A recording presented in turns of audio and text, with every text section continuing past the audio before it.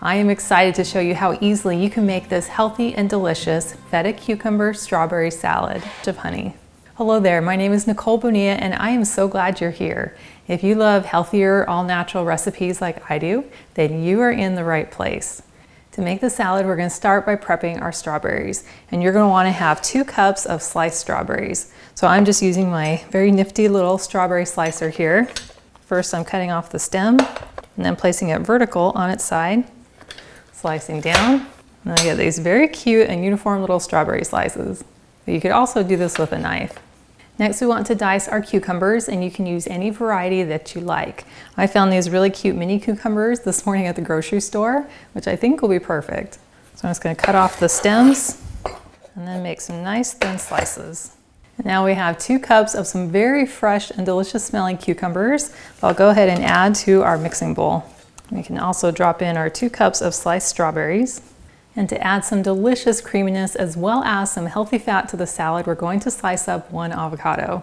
So I'll just slice it in half, remove the pit, and then I'll use a large spoon just to scrape out each half. And then I want these to be in some beautiful bite-sized pieces.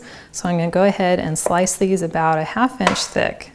And then I'll cut across the height and then slice across the width. And then I'm going to spread them out onto my cutting board. And then I want to season them with some salt because that really brings out that delicious avocado flavor. And then we can add these to the bowl. And then to make a very delicious honey lime balsamic vinegar dressing, we're going to start with 3 tablespoons of oil, and avocado oil is my favorite. And while I still have a little bit of oil in my measuring spoon, I'm going to go ahead and add a tablespoon of honey because having the oil in there helps to release the honey from the spoon. Next, I'm going to use some balsamic vinegar, and you can use either dark or white. I'm going to use white just for the aesthetic. I'm going to add 2 tablespoons of balsamic vinegar. And then to add some more delicious bright flavor, I'm going to add 1 tablespoon of lime juice. So I'm just going to put it inside my little juicer here and then squeeze out the juice from half a lime, which is about 1 tablespoon. And then add enough salt to taste. I like to add about 1/4 of a teaspoon. And then we'll just simply mix this together.